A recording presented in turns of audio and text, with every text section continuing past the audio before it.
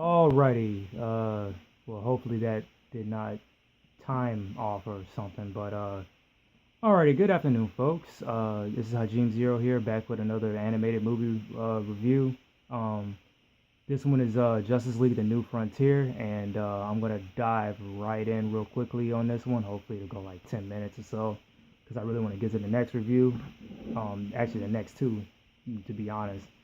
But this one is pretty much the classic era of DC Comics. I think it's like the Bronze or Silver Age, one of the two. You can correct me in the comments section. And off the top of my head, I really can't remember because it's a time lapse for me from shooting this versus when I actually watched it, what they said on the behind the scenes featurette. But the story is really, really good. There's not any continuity. It's in its own universe. Pretty much the major Justice League characters have many different multiple arcs, from Batman to Superman to Wonder Woman to Martian Manhunter, Green Lantern, and the Flash. And it's pretty much telling a story pretty much of how they all came together. But even though some of the heroes are already there, the only ones who were pretty much slouching a little bit was Hal Jordan and the Flash a little bit. The Flash really wasn't the top tier in this story. He was pretty much like the Flash from the Justice League movie. He was too afraid, to be the big hero pretty much. Hold on, stand here. Alrighty, hopefully that's better and you guys can hear me.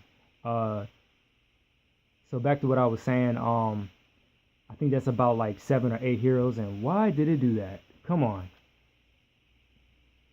on. Anyway, going back with the story, pretty much this is based off of a graphic novel. I think they went a little bit deeper with the graphic novel. I could be wrong because there are a lot of heroes that appeared that were in the golden age of comics, golden/silver age, that are in this movie, or that at least make cameos. Because like DC and Marvel, they have a whole library of characters, and it was a very good story. It's really based off of John F. Kennedy's speech about the new frontier. This is during the whole space race, and even at that point, DC Comics, they were changing. It went from more of the scientific approach of certain things versus mystical. Even though Dr. Fate was mystical, but Green Lantern kind of was too, the original Green Lantern. And it was, to be honest, it's more like it is a whole new era of what was going on in the story itself, versus JFK's speech. So it was a pretty cool thing. He has a slight cameo at the end, and even the guys behind the scenes who were talking about. I know the one of the main creators, even he said he was brought to tears when at that time when Kennedy was doing his speech. But I really enjoyed it because it did talk a little about the politics that were going on at the time. Is somewhat a little bit relevant today. The whole red menace, communism, McCarthyism, and how they say art really reflects the reality and also reflects history, and it plays off of each other like really, really well. And pretty much that's mostly what I can think of, and I'm tired of it randomly going back to the movie. But the featurettes, and you could probably find it here on YouTube, or of course if you get the DVD. It's a long documentary about each hero and what they stand for, and is why they are so loved. And another brief history lesson, because I remember another friend of mine was talking about it, why they wear tights in that age.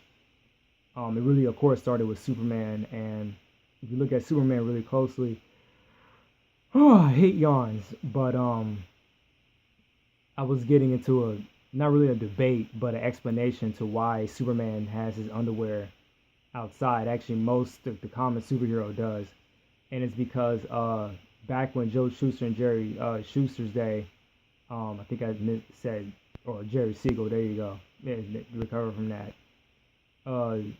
They were drawn off of Superman was really drawn off of a circus man. And if you see the classic circus man, they had the underwear, they had the tights and the underwear on the outside. So, that was something I had to find that out on my own. No documentary really would state that. But I'm glad that since it's now more modernized, they had changed. Most of the heroes look more modern, and but of course, back in the 50s and 60s, it was probably a common norm. It was campy, even a little bit then. Ripped right out the page of a book. Only certain heroes can possibly get away with that.